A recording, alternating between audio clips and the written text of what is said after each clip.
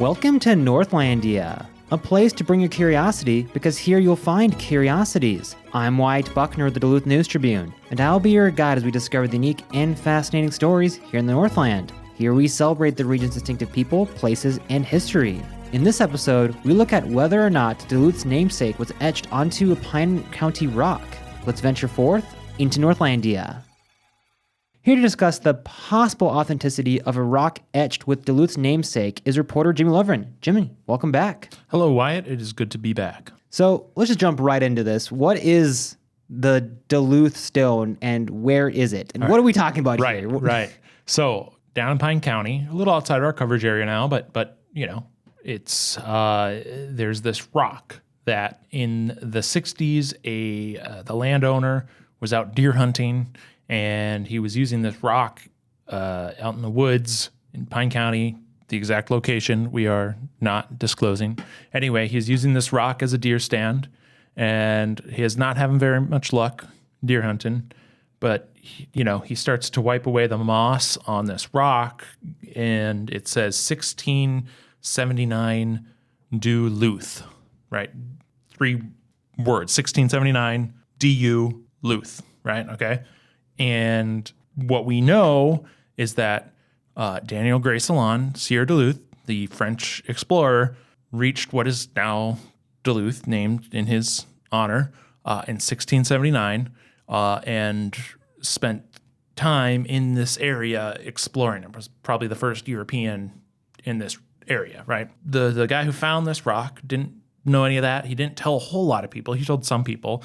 But anyway, there's been kind of this question whether or not this rock was actually etched by Duluth himself, someone in his party, or if it was a hoax. Minnesota is familiar with some stone etching hoaxes, namely the Kensington Rune Stone, which a farmer claims to have found in his field in the late 1800s near my hometown of Alexandria, and people believe was left by the Vikings in the 1300s, which is not true. I'm not going to entertain that part anymore. The Rune Stone is not.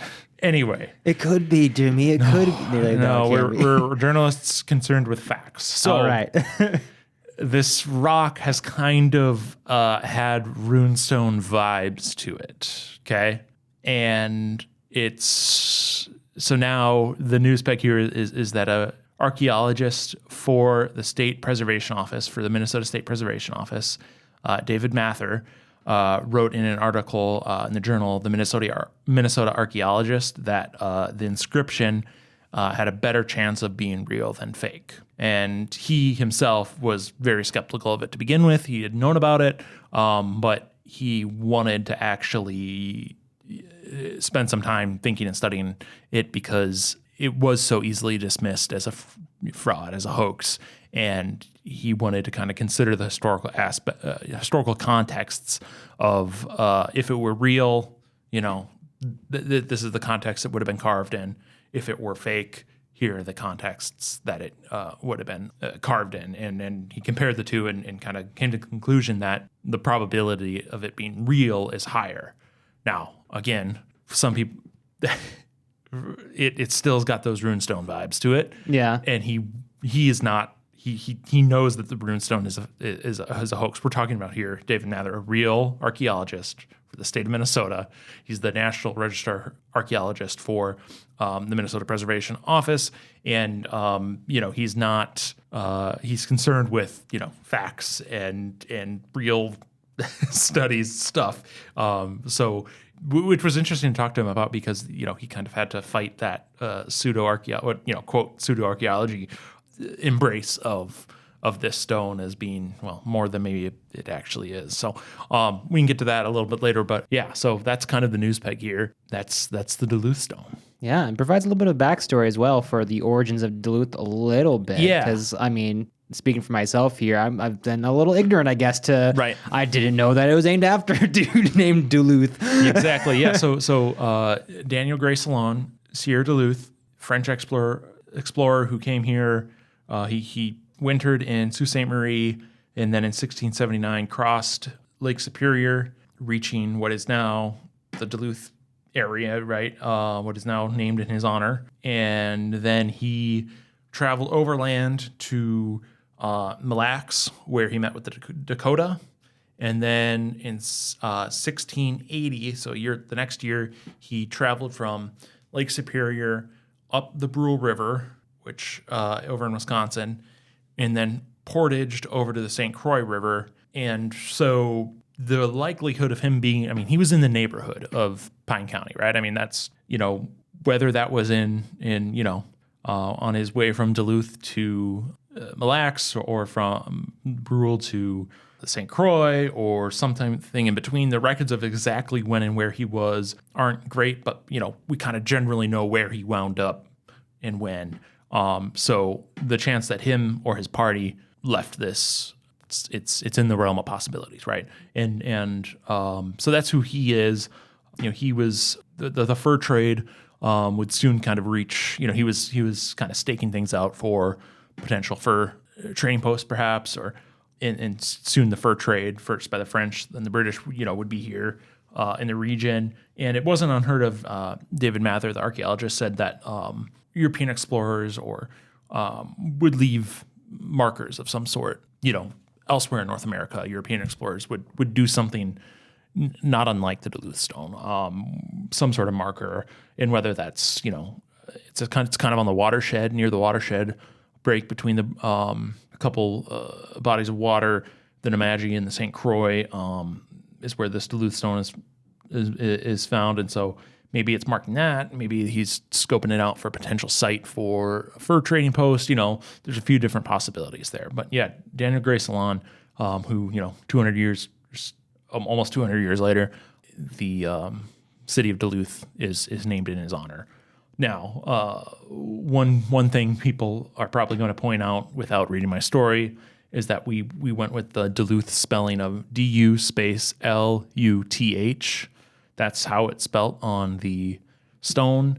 And I think many people, when they see Daniel Gray Salon, Sieur Duluth, it's spelt any number of ways, Duluth is. And it's, some looking more French than others, some DE, some DU, some DULHU, DULUT.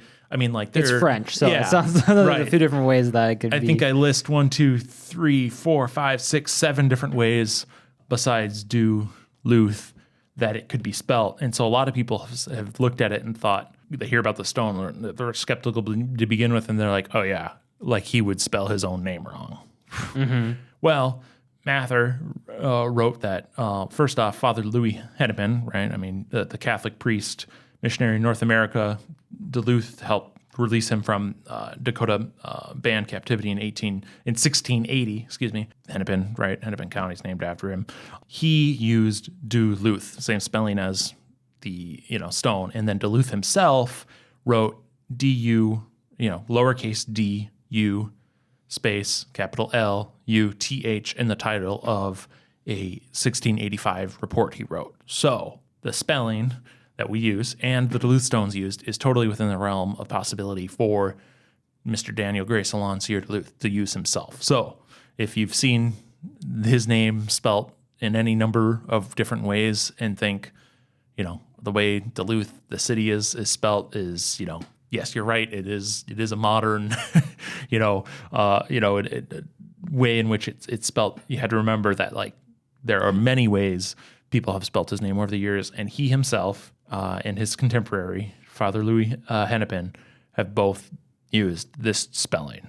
So, again, please read the article before you comment on the title of this piece or on the subhead or wherever you see Duluth. Mm-hmm. I mean, it makes sense. It might make you wonder if his name was kind of hard to spell or something, that he just made it simpler, or people were spelling it that way anyways, or thinking it was spelled that way. No, we're just going to keep it that way. Yeah, or something. I don't know. Right. It's a good question. I mean, you think of how many, I think of my last name, there's a lot of different spellings that exist the further you go back, and it kind of settled on a few different, the descendants of Lovering, kind of, some kept that, some went to Lover, and, they kind of settled on a few different spelling. So yeah, names change over time as people move around the world, as people kind of decide for them.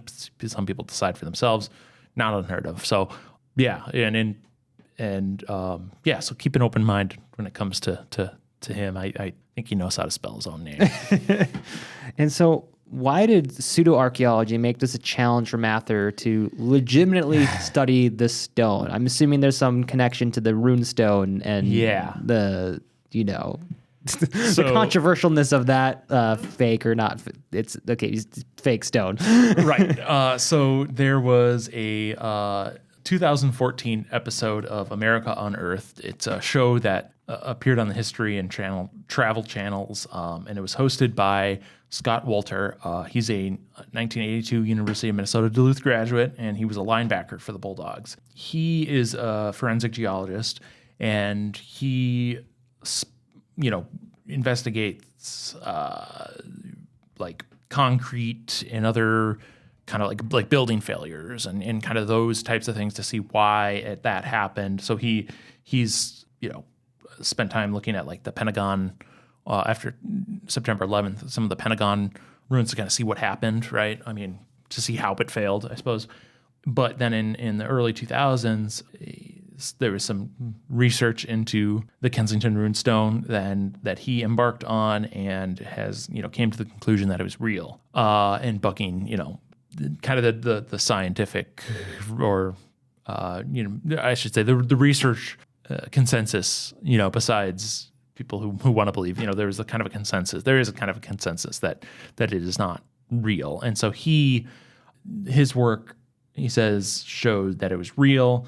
Further, he believes it wasn't the Vikings, but it was instead the Knights Templar, which are like the French Catholic military order that have been, well, they think of like Holy Grail and that's kind of the mythology around them. Mm-hmm.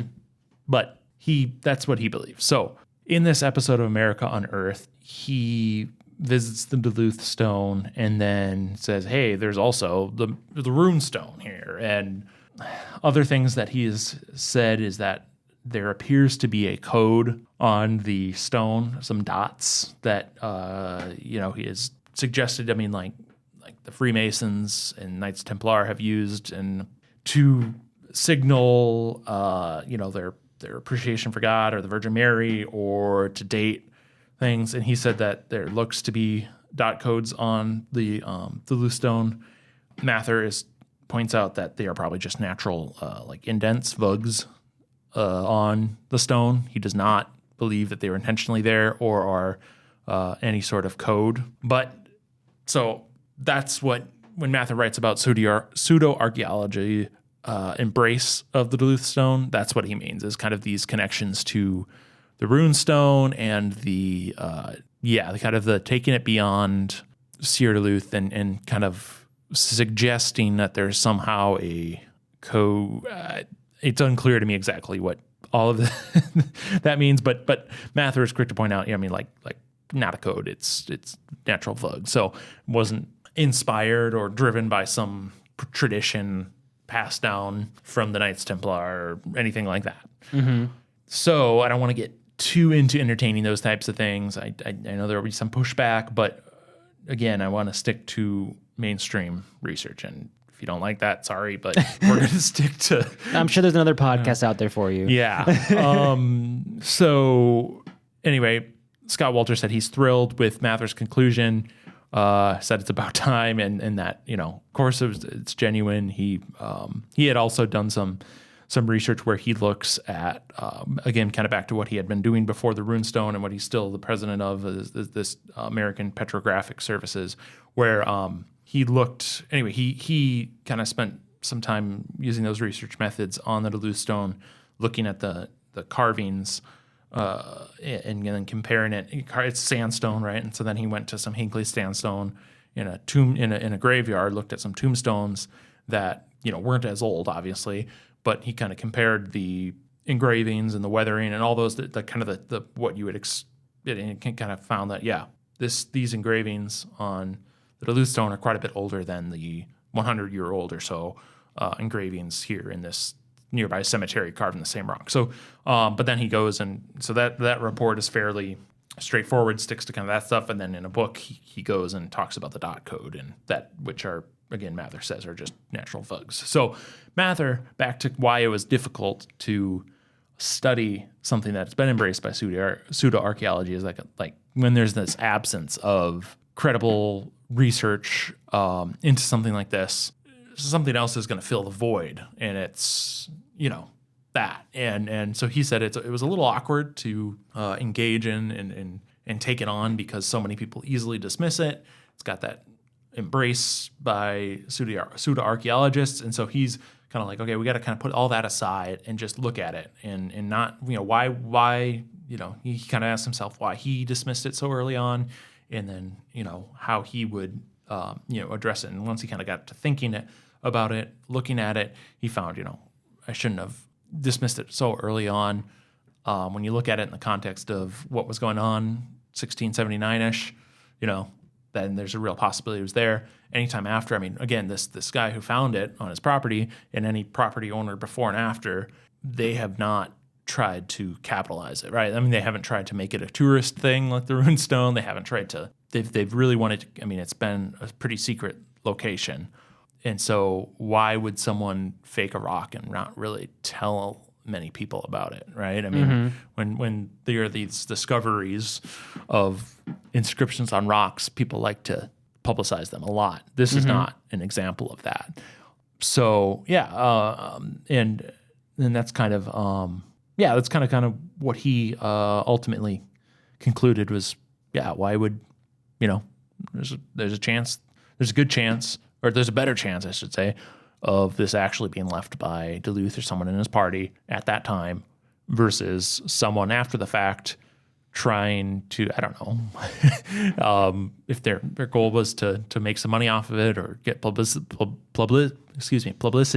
then, they didn't do a very good job because they didn't tell anyone about it, really. And there was only really one mention of it in, Minnesota archaeologists' notes from a couple decades earlier, mentioned it, but until, there wasn't a whole lot of attention to it until the lead up to and production of that America Unearthed episode in 2014. So there was like maybe 5 years beforehand where it started to kind of maybe get a little bit more attention, and then the America Unearthed episode.